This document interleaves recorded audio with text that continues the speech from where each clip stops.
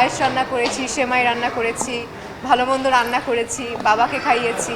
শুরু থেকে আমার প্রযোজনা প্রতিষ্ঠান, আমার ডিরেক্টর চেয়েছে যে পূজাকে অন্যভাবে দেখবে।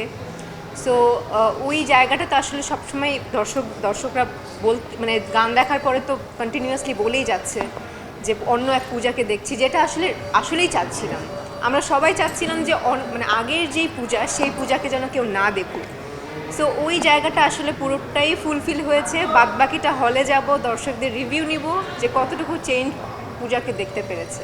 তো আমার জিনিস তো আমি ডেফিনেটলি এগিয়ে রাখবো, মানে আমার কাজ, আমার সিনেমা, আমার প্রজেক্ট, সো আমি তো সবসময় এগিয়ে রাখবো। বাট বাদবাকিটা আসলে অডিয়েন্সদের উপর ডিপেন্ড করছে যে ওরা কিভাবে কোন সিনেমাটা এগিয়ে রাখবে। বাট আমি এইটুকুই বলবো যে যেহেতু আমাদের সিনেমা এখন অনেক বড় হচ্ছে, প্রত্যেকটা সিনেমা খুবই ভালো হচ্ছে, ইন্ডাস্ট্রি বড় হচ্ছে, সো সব ছবি আসলে এগিয়ে থাকবে। ঈদ ছাড়াও সিনেমা আসছে এবং প্রডিউসার ডিরেক্টর যদি মনে করে যে পূজার সিনেমা ঈদে আসবে, তো এখানে তো আমার কিছু করার নেই। কি বলেন? ঈদ ছাড়াও আসা উচিত, আসবে নিশ্চয়ই। ঈদ ছাড়াও সিনেমা আসে।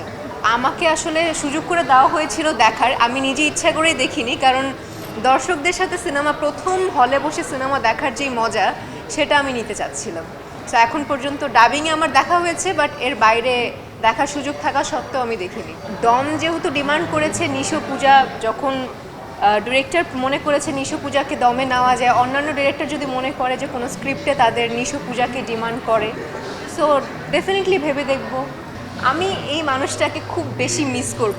আমি জানি না আসলে আমি পরবর্তীতে কার সাথে কাজ হয়, এটা তো আসলে সৃষ্টিকর্তাই ভালো বলতে পারবেন, সৃষ্টিকর্তাই জানেন। বাট এই লোকটাকে আমি অন্যান্য সব কাজের সময় মিস করব, কারণ এই মানুষটা এত সুন্দর ধরে ধরে বুঝিয়ে দেয়, এবং একটা আর্টিস্টকে চেঞ্জ করার জন্য তো ডিরেক্টর অনেক বড় একজন মানে বড় একটা দায়িত্ব পালন করে। সো এই মানুষটাকে আমি অনেক অনেক বেশি মিস করব আমার অন্যান্য প্রজেক্টে, কারণ আমার চেঞ্জের পিছনে আমাকে দর্শক যতটুকুই চেঞ্জ দেখতে পাচ্ছে, all credit goes to my director. মানে উনি না থাকলে হয়তো বা আমি এতটা চেঞ্জ হতে পারতাম না, হয়তো বা আমি আগের পূজায় আমাকে দেখতে পারতো।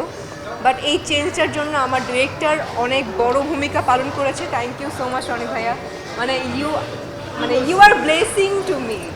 মানে এই চেঞ্জটাই আসলে রনি ভাইয়ের দ্বারাই পসিবল হয়েছে। সো আমি তাকে অনেক বেশি মিস করব, এবং সে এত ইমোশনাল একজন পার্সন, তার সাথে কাজ না করলে হয়তো বা আমি বুঝতে পারতাম না।